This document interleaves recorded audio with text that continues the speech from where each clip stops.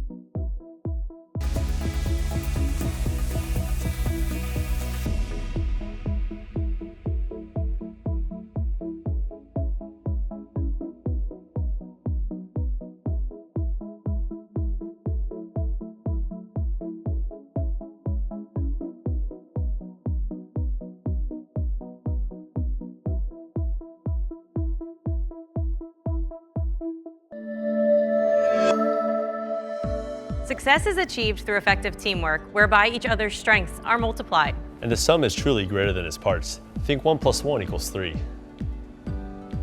Withum's talented accounting and advisory professionals add value to every client relationship with our dynamic approach to problem solving, delivering exponential results through collaboration and trust. Our strategy starts with an industry focus to provide all the traditional accounting services you require, plus a whole suite of advisory solutions that will level up your success. like cyber and IT security solutions to safeguard your digital assets, providing peace of mind in an interconnected world. AI and Microsoft Cloud solutions that will empower your business with a flexible, scalable infrastructure while unlocking the potential of artificial intelligence that will transform how your business operates. ERP systems and process automation solutions that will integrate and optimize your business processes while reducing repetitive tasks. Specialized tax and wealth management strategies for businesses, family offices, and private clients that can help reduce tax liability and maximize after-tax cash flow, covering your needs from local to global. Outsourced accounting systems and solutions that will streamline all or part of your financial operations, giving you the support you need. Forensic valuation and investigative services for when complexities arise and you need experts who provide clarity in legal matters. And M&A and business management consulting. We're by your side as a trusted advisor for when you're considering a merger, acquisition, strategizing for the future, or optimizing current business operations. Experience the transformative power of Withum, plus you. That's the power in the plus.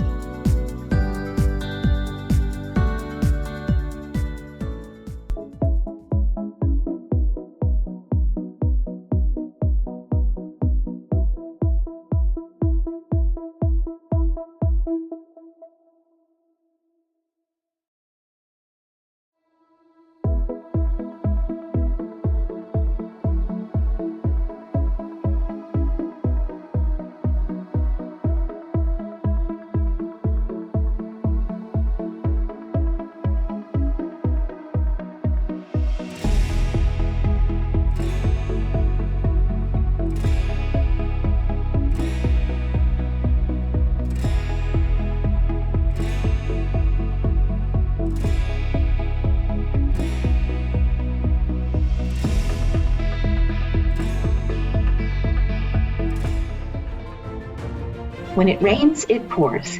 Tax regulations and guidance are dynamic, continually changing domestic and international financial waters. Step under Withum's umbrella to better weather the storms of trending taxing topics. We'll share the essential news and information you need to prepare for what's ahead.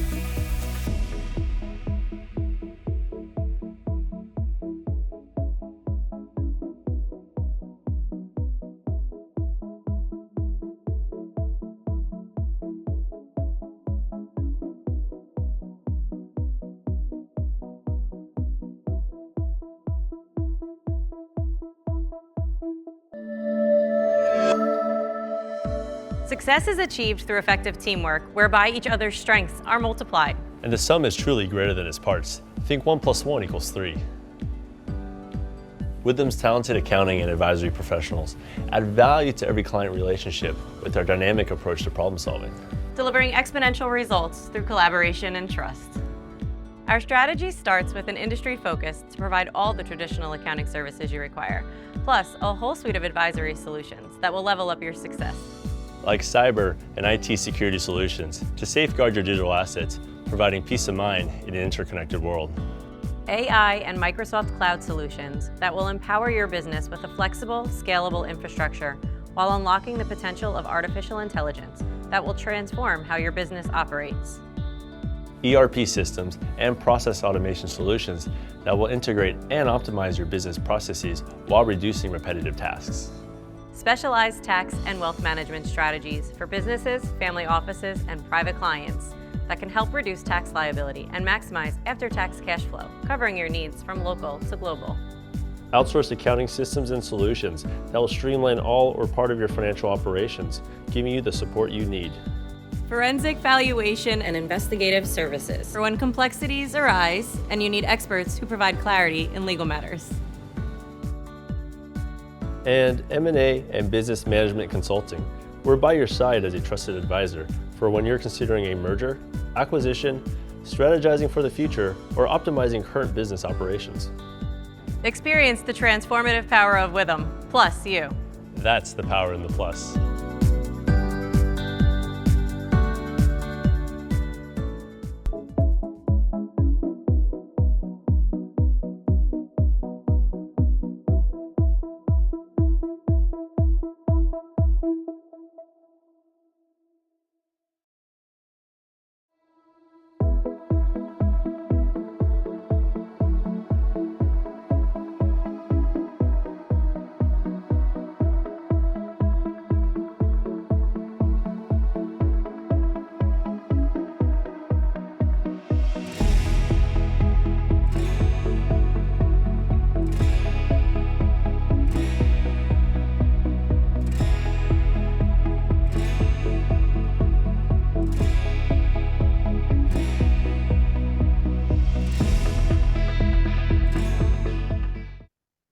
Welcome to the State and Local Tax Outlook for 2025, where we'll discuss some of the most important SALT issues for companies to consider in 2025.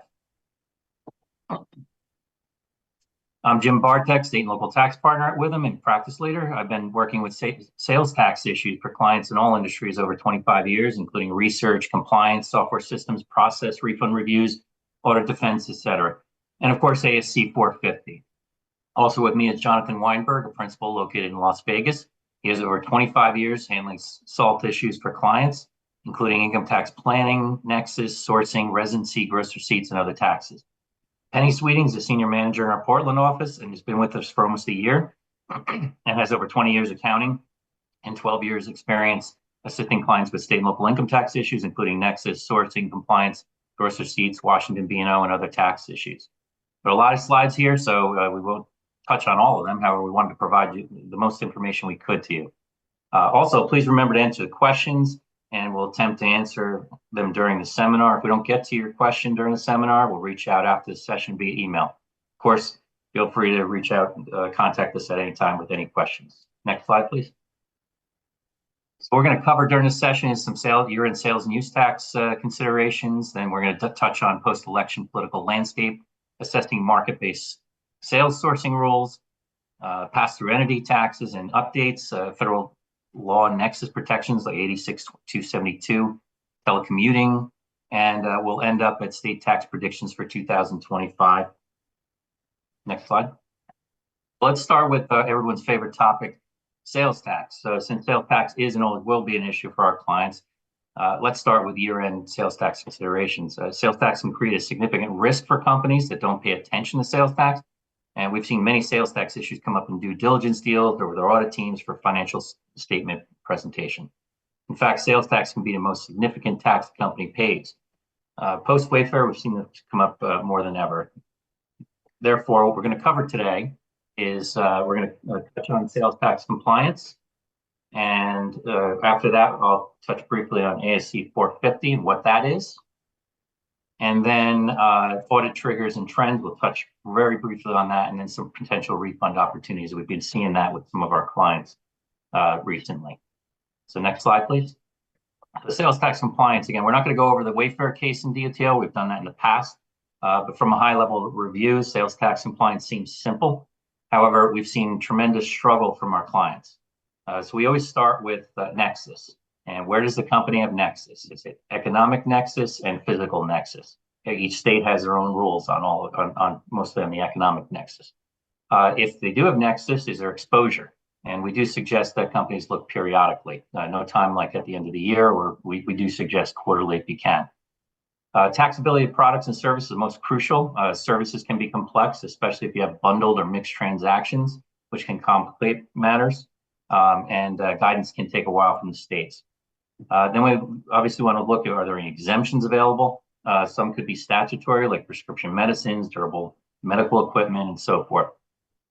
And then exemption certificates, you want to make sure they're valid. So are you getting a resale certificate? Is it truly for resale? Manufacturing exemption, R&D. Again, if you have exposure after any of this, you want to make sure you consider filing a voluntary disclosure, which could limit your look back, and most of them do remove penalty. There's also amnesties available, such as in Massachusetts, as we speak. Drop shipments could be complex. Some states accept exemption certificates from the home state, others don't. And then, of course, collection and remittance, which is can be more complex than it sounds. There's over 10,000 rates for sales tax, and you do have to attach it to your billing system. Many companies consider automation. Again, they have the rates, a lot of these automation companies. And then taxability is the key as well. Some of them do have taxability, but it's only as good as they're set up. So get us or your sales tax professional to help. We always suggest that. And then lastly, use tax. A lot of companies are now coming to us to set up a use tax process just to make sure they don't have any major exposures. Next slide, please. So let me go over quickly ASC 450. Sales tax reserves fall under ASC 450 accounting for contingencies. For us older team members, FAS 5 was the old model that's all rolled up in ASC 450. Auditors in general focused on presenting the financial statements fairly in all material respects. So it's keyword material. Must be material for a company to fit under ASC 450. The financial position, cash flows, and results of operations do have to conform to GAAP. Unfortunately, many companies, large and small, have not properly accounted for ASC 450 related to indirect taxes. And that's why we're bringing it up here. And sales tax could be complex, so estimating reserve can be challenging. Next slide, please. So what are the rules? Rules require that a loss must be accrued if both the loss is probable. So it's probable the liability has been incurred, and again, key is and you can reasonably estimate it. So also applicable or other non-income taxes like property tax, VAT taxes, and so forth. State and local income taxes are not covered under ASC 450. They're covered under ASC 740 and 48.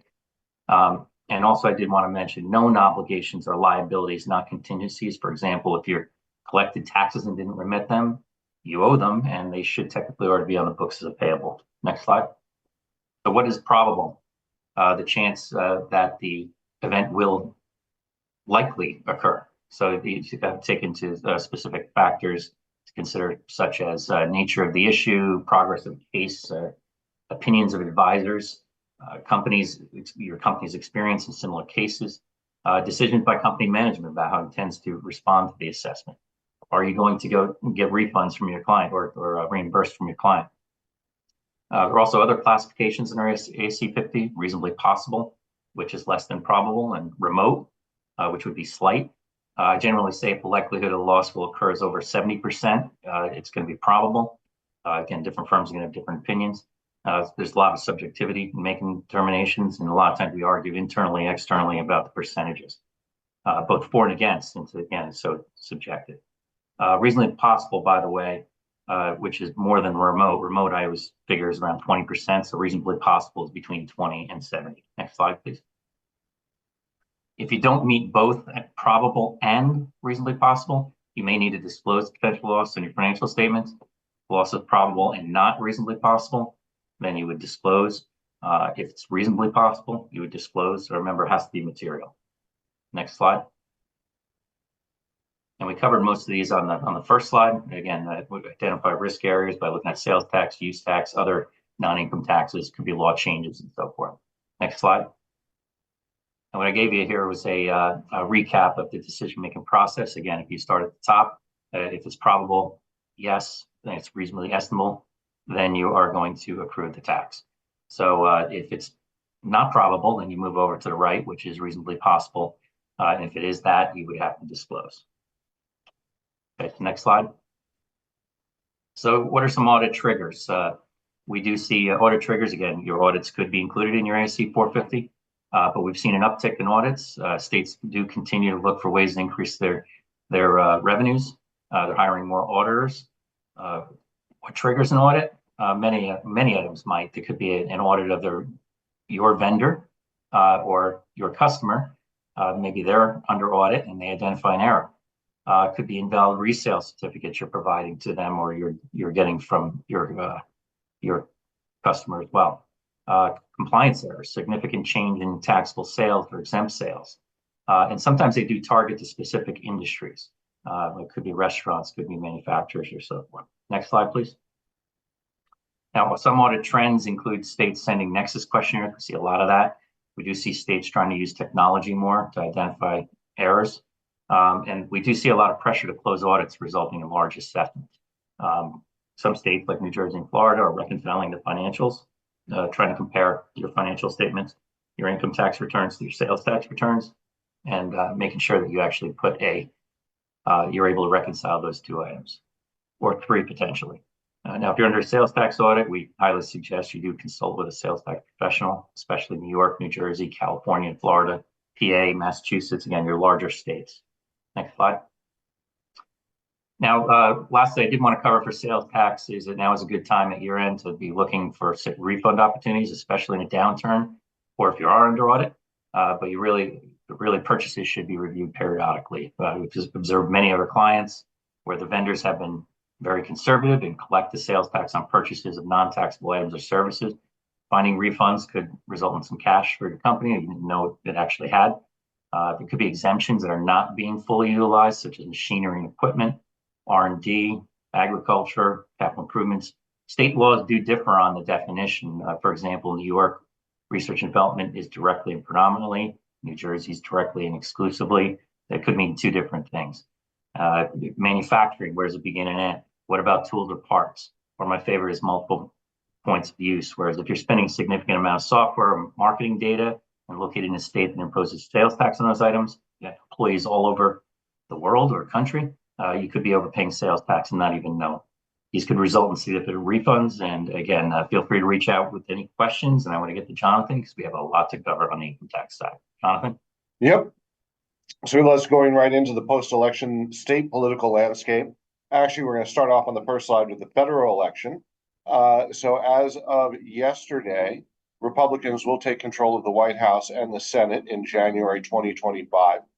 It appears very likely that the Republican Party will retain control of the House of Representatives with a narrow majority. In races that have been called as of yesterday, Republicans have 210 seats and Democrats have won 194 seats. So that leaves 31 undecided. Decision Desk HQ is predicting that the Republicans will hold the House ultimately with roughly 222 seats compared to the Democrats' 213. So moving to the next slide. So the election impact on TCJA. President-elect Trump has indicated that he wishes to extend the expiring provisions of the TCJA. Those provisions are set to expire by statute on December 31st of 2025. Assuming the Republicans create a federal trifecta, which means they control the White House, House of Representatives, and the Senate, it appears highly likely that the expiring provisions of the TCJA will be extended. If the Democrats wind up controlling the House of Representatives, there will need to be more negotiation over what provisions will be extended and what will expire. One thing that is up for grabs is extending the cap on SALT deductions. So if the TCJA is not extended, the cap will be eliminated and will be able to fully expense, or individuals who are itemized will be able to fully expense their state and local tax deductions. If the TCJA is just extended for another 10 years, presumably we get the SALT cap back again. Now, President-elect Trump has indicated that he wants the cap to go away. I don't know if that'll be if that will happen. But there are elements in both the Republican and Democratic parties that want to repeal the SALT cap entirely, and there are also elements in both parties that wish the cap to continue. If the cap continues or is revised, PTET elections will remain relevant. If the cap is eliminated and the AMT reform in the TCJA is renewed, PTET elections will become irrelevant after that. Moving on to the next slide. So here's just a summary of some select state ballot measures dealing with taxes and business issues. So we saw a lot of minimum wage propositions. Some of those passed, some of those failed. California, their Prop 35, their tax on managed care organizations is now permanent. We saw a lot of property tax provisions to expand or increase homestead exemptions, including indexing those exemptions for inflation. Those tended to pass all the way around. Georgia, interestingly, created a specific tax court by ballot proposition. So there will be a new agency to adjudicate tax disputes in the state of Georgia. Illinois, they now have a 3% tax on income greater than $1 million, or they will be enacting that. Interestingly, Oregon, this is probably one of the biggest ones, Measure 118, was going to create a 3% gross receipts tax, and then the revenue generated by that gross receipts tax would be distributed to the residents of the state. That proposition failed. South Dakota sales tax on groceries, that proposition, that failed. Just looking, the Virginia property tax proposition passed. Washington State attempted to repeal its capital gains excise tax, and that failed. So Washington State will continue to have the cap gains tax. And then again, Wyoming's property tax measure passed to create a lower rate for primary owned residences. Moving on. So looking at the state of the state elections, prior to the election, so on November 4th, there were 23 states with Republican trifectas. So the governor and both legislative chambers controlled by the same political party. 17 states with Democratic trifectas and 10 states with a divided government. As of yesterday afternoon, Republicans flipped the Michigan House of Representatives, creating a divided government in Michigan. So there's one less Democratic trifecta going into 2025. It also appears likely, but not determined yet, that there will be a tie in the Minnesota House of Representatives, which would again create a divided government and eliminate the trifecta in that state. There's a lot of state elections that are still being determined. So this is something we'll just have to keep an eye on. In states with Republican trifectas, I would expect that we will see states reducing tax rates and regulation. So, for example, Arkansas and Georgia both have Republican trifectas. They both reduce their tax rates this year. While states with Democratic trifectas, I would expect to continue to see tax increases. For example, both California and New Jersey raised tax rates this year. The California personal income tax is rising to 14.4%. New Jersey enacted the transportation surcharge, so their corporate tax rate is now effectively 11.5%. Moving on. All right, I'm going to take. Go ahead. I'm going to take the statutory rate changes. There's a continuing trend in states that for reducing the corporate tax rates. You can see the states and the difference between 24 and 23 in the chart above. And there are a couple of states that increased their corporate tax rates. Depending on the way you look at it, New Jersey, you could look at it either way. There was a surcharge that expired in 23 and a new surcharge was enacted in 24 that so if you have if you're a taxpayer with more than 10 million of taxable income, then your rate becomes 11.5%, which is the highest corporate rate in the country. And New Mexico eliminated the tax bracket for income under 500,000, which it now only has a flat corporate tax of 5.9%. Next slide. All right, so we're going to talk about market-based sourcing. So presently 35 states, including the District of Columbia, have adopted market-based sourcing with regards to their corporate income tax. Now, the majority of states use the same sourcing rules for corporate income tax and pass-through entity tax apportionment, although it's important to be mindful that a minority of states use different rules depending on your choice of entities. So, for example, in New York State, incorporated entities use market-based sourcing, while unincorporated entities, like partnerships and LLCs, use cost performance sourcing. Interestingly, New Jersey has harmonized its apportionment rules for incorporated and unincorporated entities. So effective January 1, 2023, all taxpayers use single-factor sales of market-based sourcing.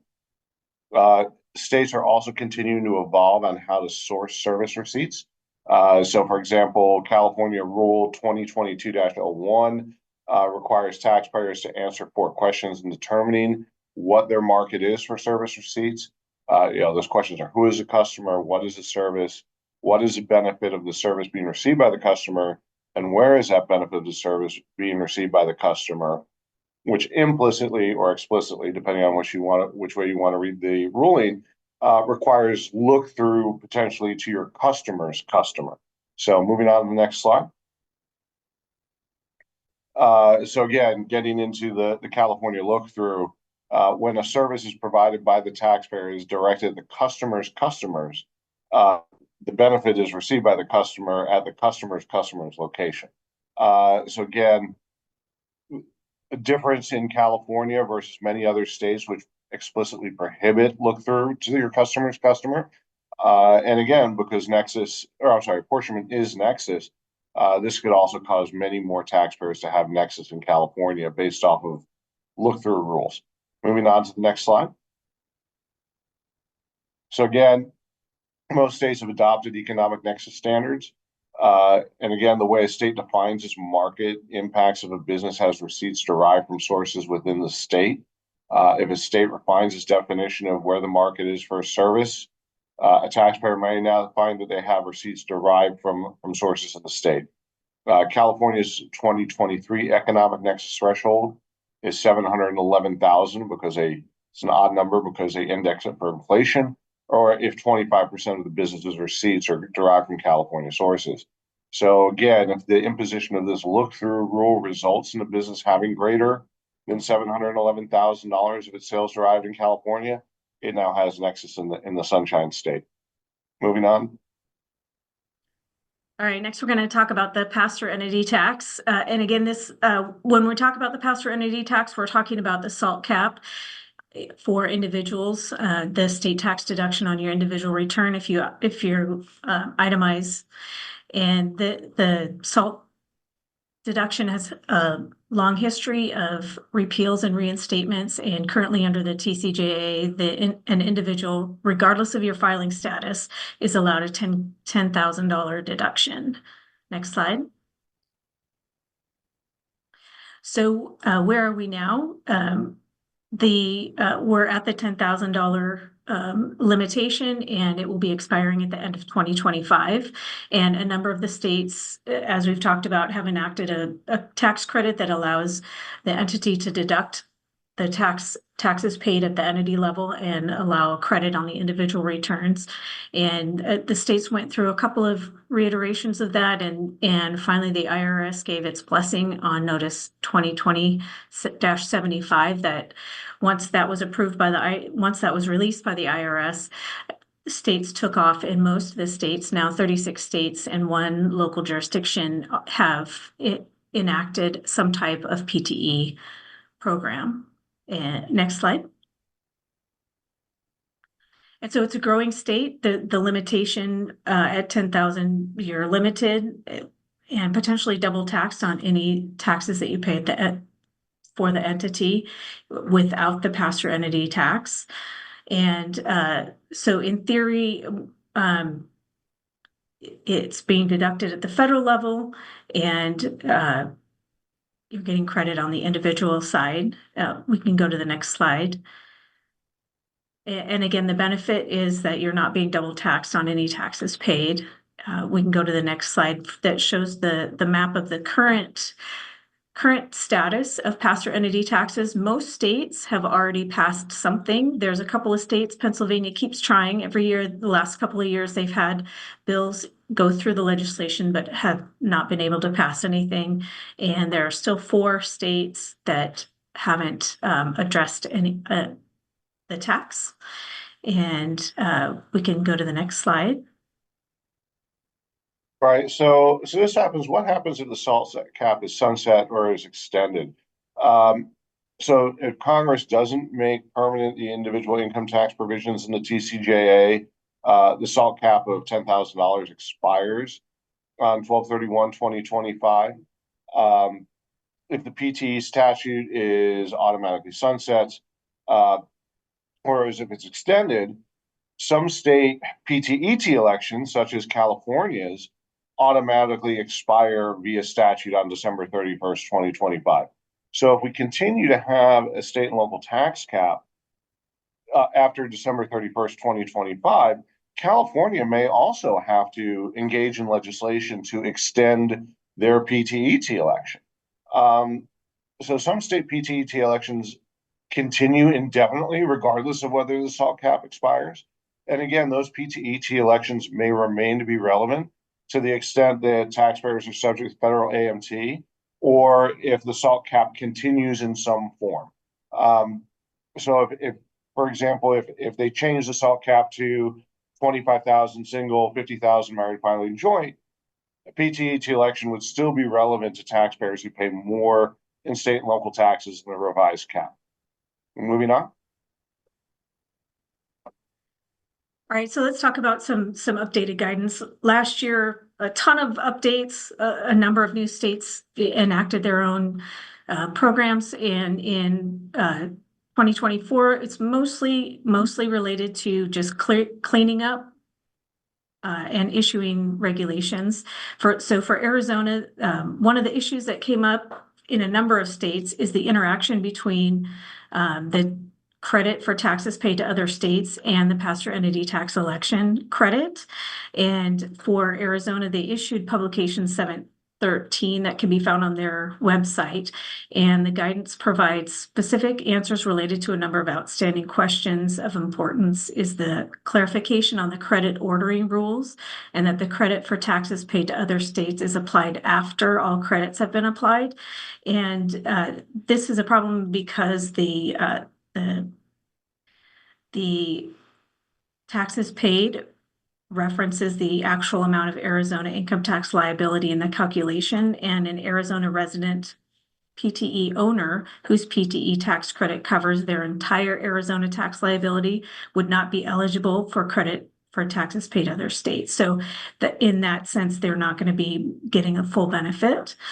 And so the other guidance updates related to rate changes. And so in Georgia, there's a rate change. Idaho is a rate change also.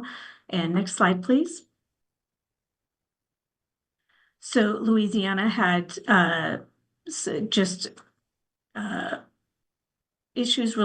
guidance related to how an entity can apply for prospective termination if a company has applied for the PTET in Louisiana and they want to take back that election.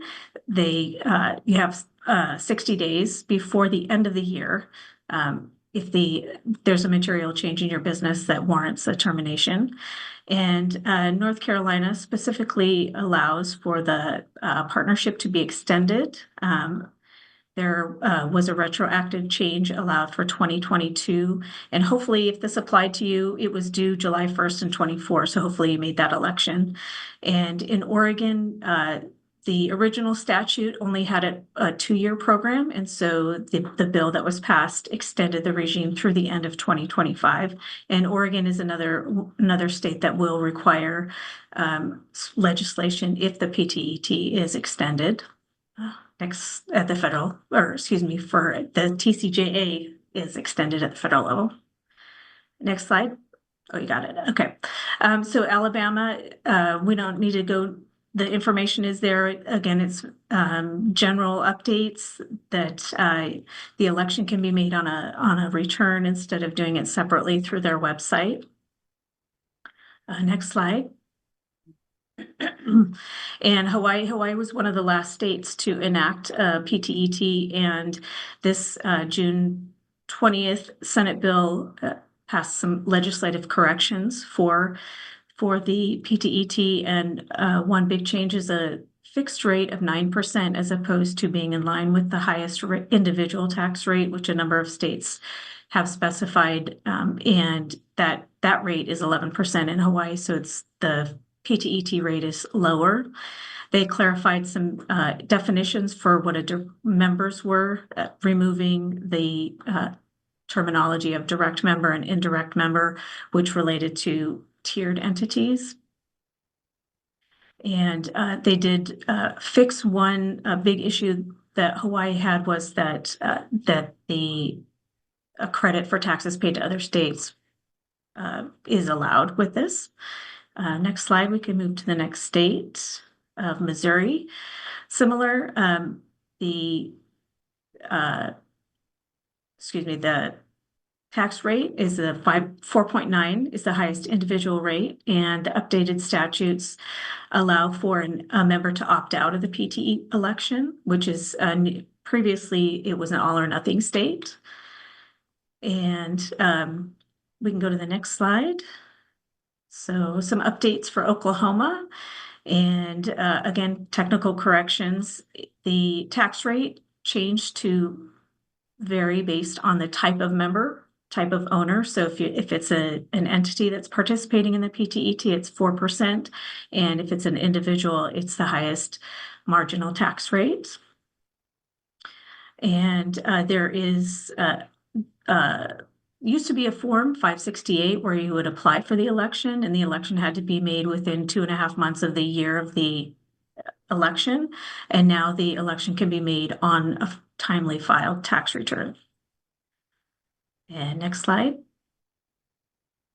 So the next steps, we've talked a little bit, Jonathan has talked a little bit about the next steps, and the future of the PTE is a little bit up in the air, but we want to continue to model out the cost and benefits for making the election. Sometimes it's great in one state and you'll get a huge benefit, but not necessarily in another state. And the mechanical requirements of the PTE tax, there's a handful of states that still require a separate filing. New York, New Jersey require online filing at their website. California requires 50% of the payment due on June 15th. So there's a couple of states that have nuances with the elections. And we also want to continue to consider the impacts wherever you file with the future of the TCJA. Jonathan referenced it earlier. Does the state require legislation to continue? Is it a set date that it ends? Or does it automatically follow the TCJA at the federal level? And next slide. All right, so now we're going to talk about Public Law 86272. So there's been a lot of movement in this area over the past 2 or 3 years. So just to summarize Public Law 86272, is a federal law that prohibits states from imposing a net income tax on a business when its only connection with the state is a solicitation of orders of tangible personal property, and the order is accepted and fulfilled from outside the state.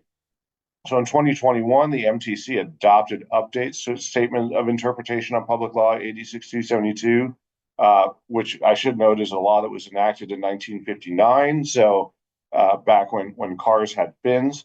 And so the MTC is looking at the effect of e-commerce and provided samples of activities that they say constitute doing business in the state that goes beyond the bounds of Public Law 86272.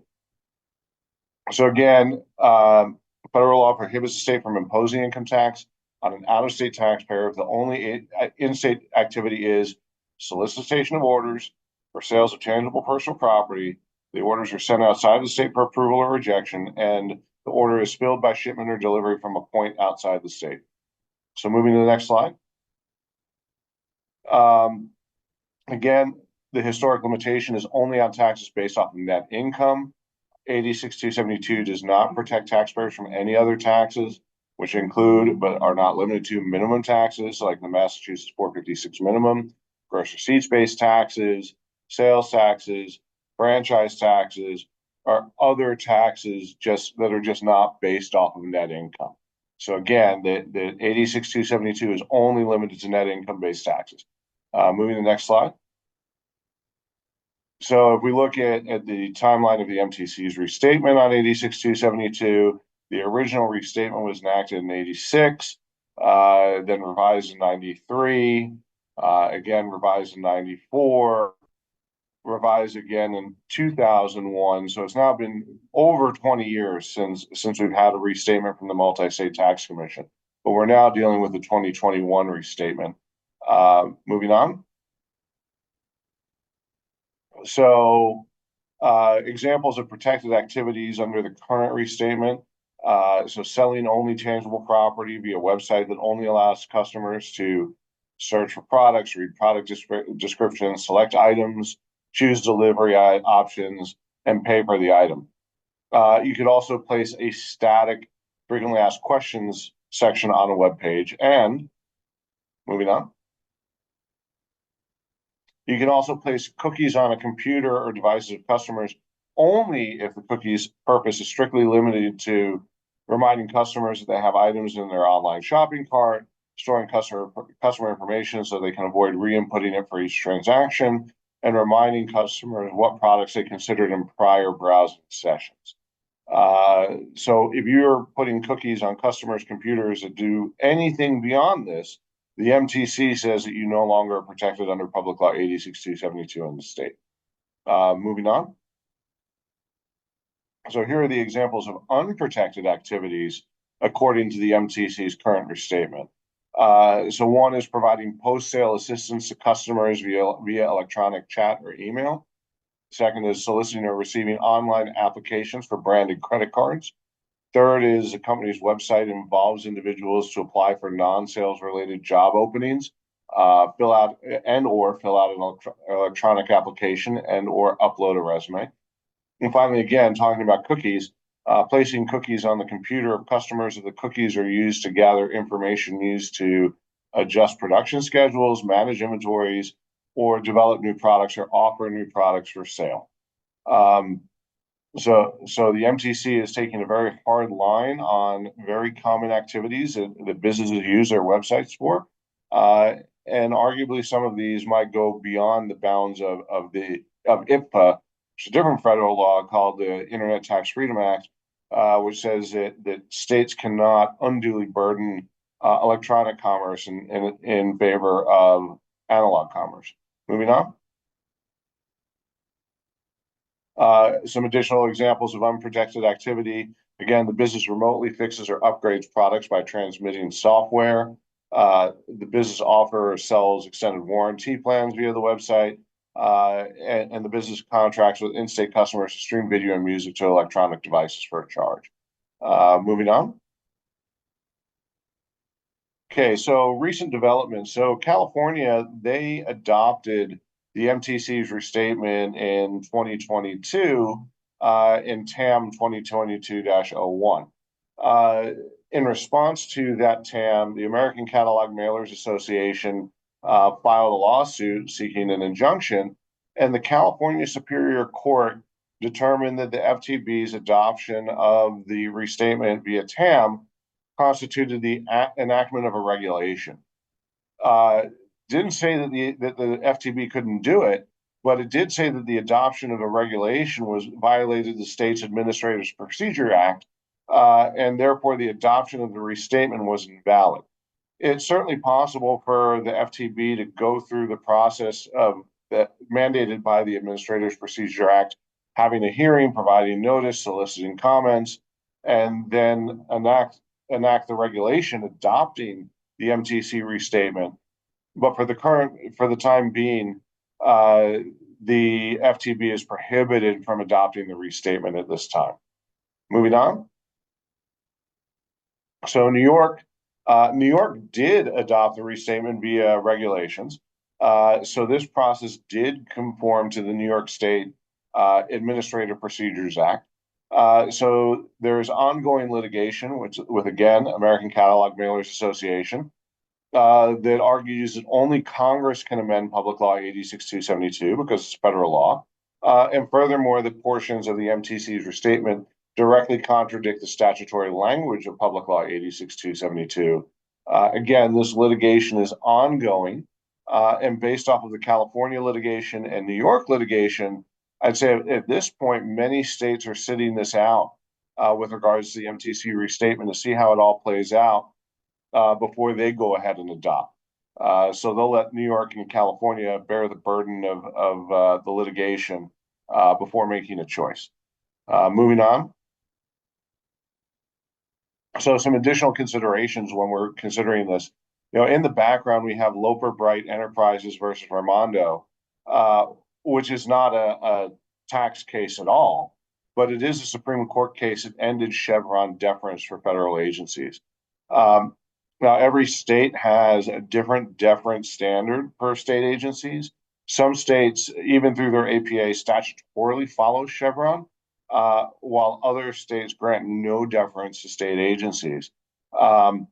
So one thing to keep an eye on is to see how the federal repeal of Chevron deference affects state deference shown to tax agencies when it comes to enacting regulations or enforcing new standards versus things like via a technical advice memorandum. Moving on. So considerations for taxpayers for the MTC restatement. You have to analyze the impact of the MTC revision statement. We have to monitor how states will adopt the new revised statement. Again, there's ongoing litigation. California and New York Many other states are just sitting this out to see how it plays out, but depending on how it plays out, they may all jump on the bandwagon and adopt the MTC's interpretation. We need to model the impact of the restatement, evaluate potential need for structural modifications. For instance, not having a section on your website dedicated to soliciting employment applications. You need to look at how this affects your apportionment, and also consider the impact in combined versus separate reporting states, because at least in your separate reporting states, maybe you can limit your unprotected activities to a single entity, and that way that's the only entity that's unprotected. Moving on. I think it's also important to evaluate the continuing utility of Public Law 86272. So claiming Public Law 86272 protection in your destination states may cause you to be subject to state throwback rules. A throwback rule states that if inventory originates in the state and the business is not subject to tax in the destination state, then the origination state will tax the sales. So there are several high tax states that impose throwback rules, including California, Illinois, Vermont, and Wisconsin. So taxpayers are paying a substantial amount of tax due to the imposition of state throwback rules, may need to evaluate if the tax rate arbitrage is favorable or unfavorable if they're actually subject to tax in the destination state. For example, if a North Carolina destination sales turn back to California, the California corporate income tax rate is 8.84%. If the business no longer claimed 86272 protection in North Carolina and filed and paid the tax in North Carolina, they would no longer be subject to the throwback in California, and the North Carolina rate is 2.5%.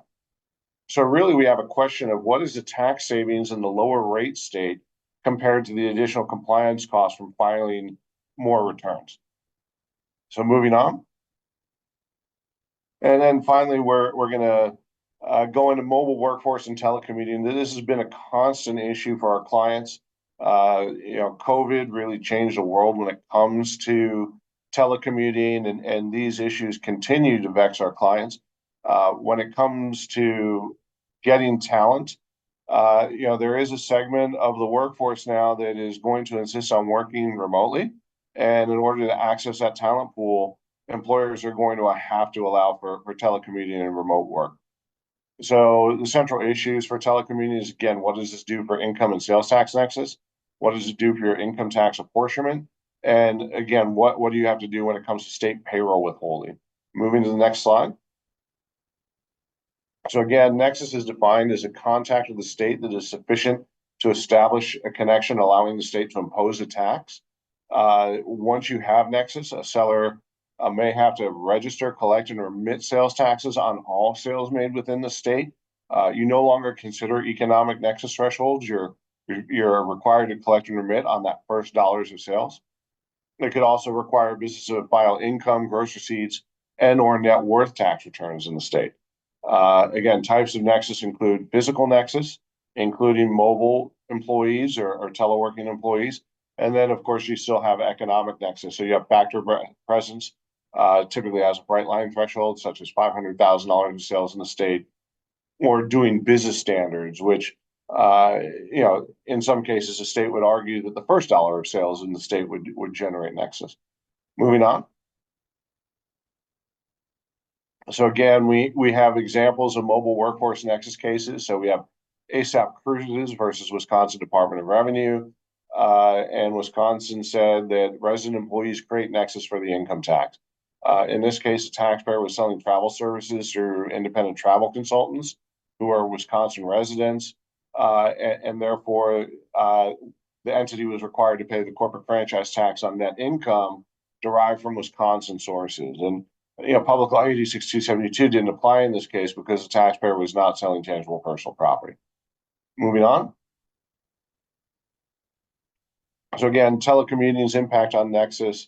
A handful of states have issued guidance that employees temporarily working remotely during an emergency declaration does not create nexus. All those emergency declarations have expired. So at this point, if an employee continues to work remotely from a state that they started in COVID, that's not so temporary. That's pretty permanent at this point. So if you have employees that went remote during COVID and they are still remote today, those individuals are certainly creating Nexus for businesses in all the states where they're located. And again, if the business otherwise has an economic nexus and isn't protected by AB 6272, they're going to have Nexus in the state. So again, it's very important for business to consider its policies with regards to remote employees. Moving on. So telecommuting also affects apportionment. An employee working from a different state as a result of the pandemic, or even just working remotely, could affect sales sourcing as well as the payroll factor when it comes to state apportionment. Now, again, the majority of states now have single factor sales, so the payroll factor isn't really as relevant as it used to be. But again, there are still states that use multi-factor apportionment, and having payroll in the state, even if there's no sales in that state, still possible to have a positive apportionment factor due to the presence of a payroll factor. Moving on. So again, how do you determine how much income is taxable in one state versus another? When a taxpayer conducts business in multiple states, the taxable income must be fairly divided amongst the states, or fairly apportioned amongst the states. States have often leveraged a model using guidance from UDIPA, where the formula equally weighted the property, payroll, and sales factors. At this point, almost every single state is super weighted the sales factor, or uses the sales factor as the exclusive measure of apportionment. And again, states have different sourcing statutes. So some states use market, some states use cost of performance, and having employees in different states is going to alter all of this. So moving on. So again, here we just have a factor summary. Where you have mobile employees, again, it's going to affect your payroll factor as well as your cost of performance in the state. If you have employees moving out of a cost of performance state, that could actually be a good thing because it would reduce your apportionment there. Moving on.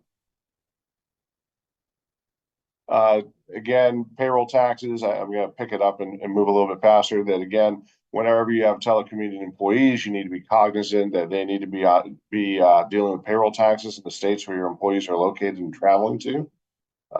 So moving on. Again, withholding for remote workers, that again, remote workers owe tax to the state from which they work. But we need to keep in mind that there are a handful of states that have a convenience of the employer test.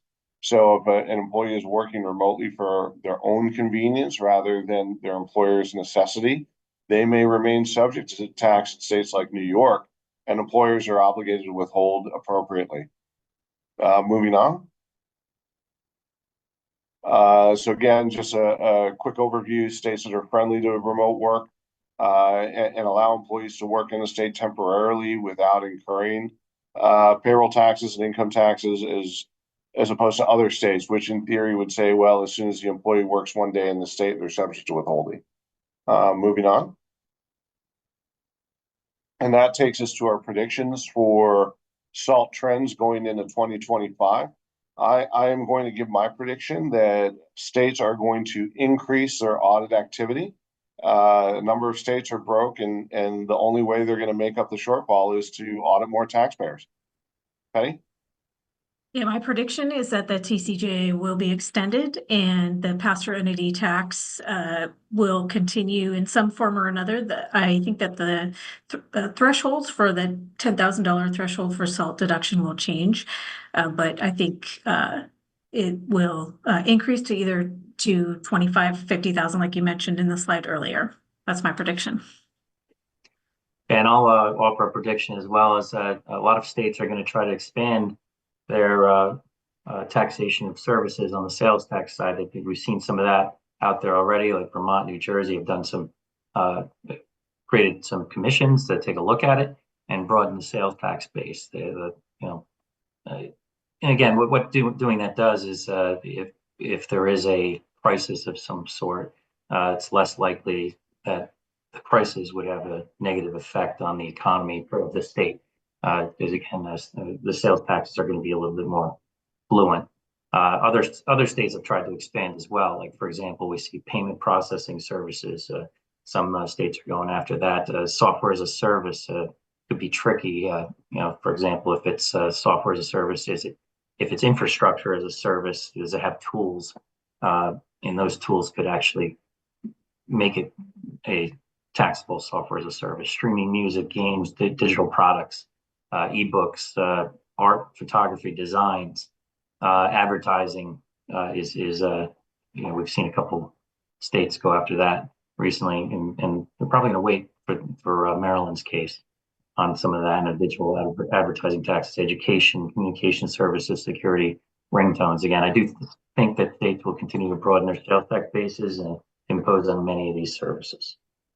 Next slide, please. And the next one. Okay, so I hope you enjoyed the presentation. Please join us immediately following the session for our state and local trip around the U.S. Also, please sign up for Withum's Dash of Salt publication, which provides weekly updates of state and local tax developments. If you have any questions or need assistance, feel free to contact any one of us directly. Again, thank you for joining us, and we appreciate you attending.